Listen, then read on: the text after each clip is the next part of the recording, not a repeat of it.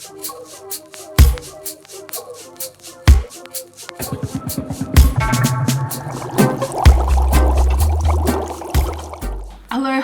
I'm Janice and I hope you're all doing well. In today's video, we are making dumplings.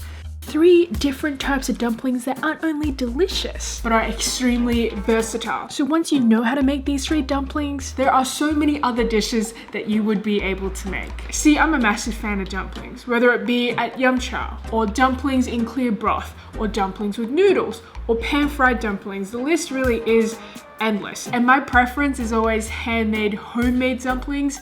They're just that little bit better than frozen store-bought ones. You know, the meat's a bit juicier, the veggies are a bit fresher, and the wrapper's just got more bite to it. And so in today's video, I'm going to show you exactly how you can do it. I mean, if I can do it, anyone can. So without further ado, let's get started on our first dumpling for this video. So this is everything that we're going to be using for today. From left to right, we have an egg, baking soda, brown sugar, salt, soy sauce, sesame oil, bok choy, a kilo of minced pork, and 11 tiger prawns. We also have 3 different dumpling wrappers. So we have egg pastry, Shanghai Wonton skin, and Gow Gee pastry for the 3 different types of dumplings that we're going to be making today. This is enough to make about 100 to 120 dumplings, which is what I'll be eating for the next few days. Anyway, I'll put all the details and the ingredients in my description. The minced pork is going to be present in all 3 of our dumplings today. It's the star of the show, if you will. So we'll need to marinate it, and to it we'll be adding 2 tablespoons of soy sauce, 1 teaspoon of sugar, 1.5 teaspoon of salt, 1 teaspoon of baking soda, and 2 tablespoons of sesame oil. Then you mix. I tried using just chopsticks at first, but it just wasn't as efficient as I wanted it to be, so hands it is. Once all of that is nicely mixed in, we add an egg and mix that in too. Next up, we wash the bok choy. I just noticed there's a floating knife in there. Anyway, use the knife to cut the bok choy in half, or just break it in half with your bare hands. And once washed, we cook the veggies up. So heat up a pot of water, and once it's boiling, you add your bok choy in. And then you add a teaspoon of oil and also a teaspoon of salt, and put the lid on and just let it cook. And while we're waiting for the bok choy to cook, we need to separate the pork mince into 2 different bowls because we're making 2 different fillings today. One's going to be mixed with the prawns and the other's going to be mixed with the bok choy. Once the pork mince is separated, check on your veggies again. And when they are cooked, take it out and leave it to cool for a little bit because we're going to have to chop them up again and you don't want to burn your fingers. And while you're waiting for your veggies to cool, why not kill time by subscribing to this channel or turning on the notification button or watching a few videos with friends. Anyway, so your veggies by now would have been cooled down enough, so it's time to give them some attention. Okay, I've waited long enough for these vegetables to cool down. So what we need to do now is to just chop these vegetables up. And then we actually need to squeeze water out of it because otherwise it makes the wrapper of the dumpling like soggy and it breaks a bit easier. So chopping and then squeezing is what we're gonna do. So you just chop it up to a size like so, not too small where you can't even taste it, but not too big either that it overpowers the dumpling. Once it's chopped, you need to squeeze out the water, and you can just do it with your hands like this, which looks kind of weird, so use a fork or a spoon and squish the veggies against a bowl if you'd prefer, but I'm the one who's eating this and I don't really mind my hands getting all over it, so yeah. Once you've chopped up all your veggies, you put it in your minced pork and start mixing it around, like so. With one filling done, we move on to these prawns, which we actually need to chop pretty small in order to mix it in with the other half of the minced pork to get our pork and prawn wontons. This is the size we want to dice it up to. I'd say around this size, and once it's all chopped, we pour it into our minced pork.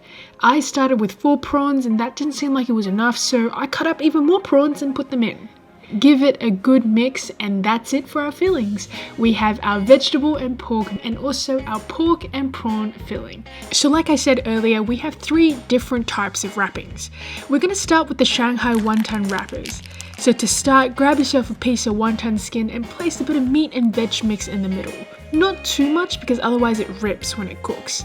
This is a good amount. There are two ways of folding these dumplings. So firstly, you wet the sides of the dumpling skin and fold it up like so.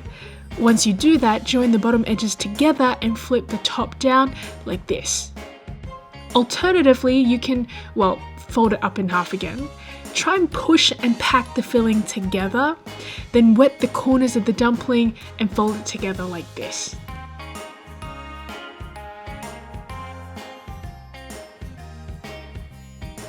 And there we have it, a row of 5 Shanghai wontons. Next, we move on to the Canton style wontons, and we're gonna need this pack of egg pastry.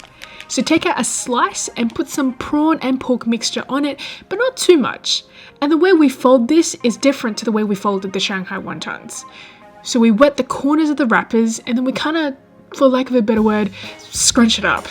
Just make sure the filling isn't exposed and we're good. And there we have it, our Shanghai wontons and our Canton wontons. Next up, we use the Gow Gee Wrappers to make our pork and vegetable dumplings. These dumpling sheets are a lot thicker than the 2 wonton sheets we just used, which is why you can either boil them or pan fry them.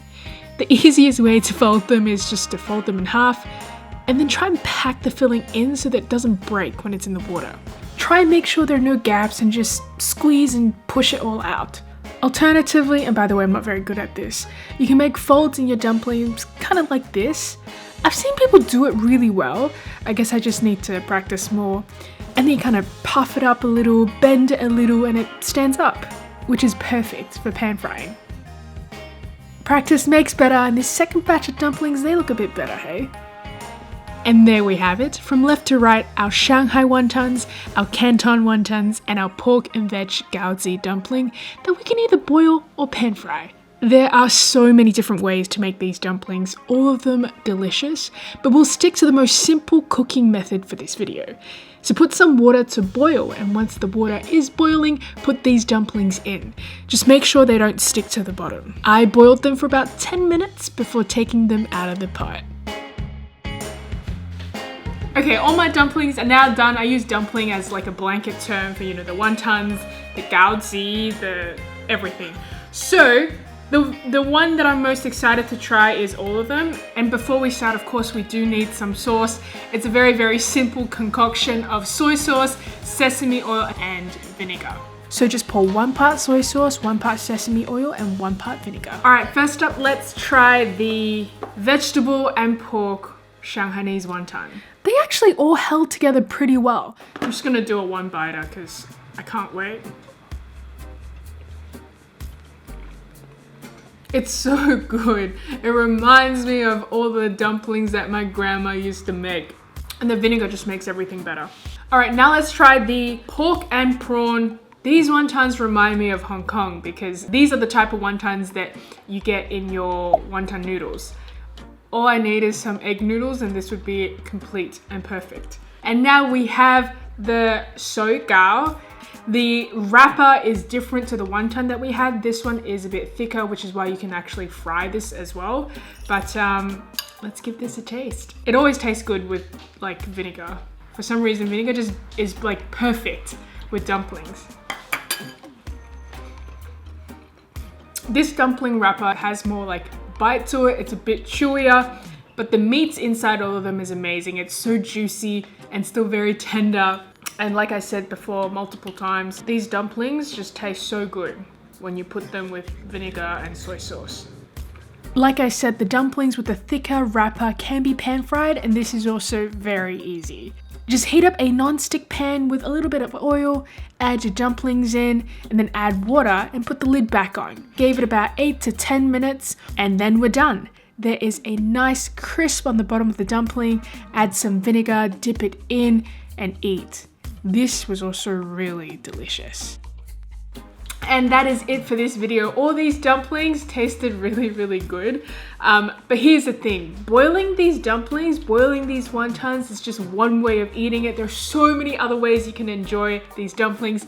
And in my next video, I'm gonna show you all the different ways you can cook it. Thank you so much for watching till the end. I hope you like this video. I post new videos Tuesdays and Fridays. Check them out if you have time. Subscribe if you haven't already. Turn on your notification bell if you haven't already. And I'll see you in my next video. Bye.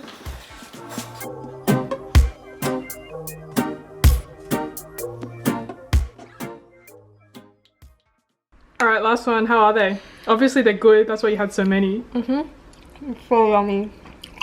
Let's see the inside. Wait. Nice. Did you wrap them yourself? Who else would wrap it? A robot? I'm just saying, they wrap really nicely, Janice. Thank you.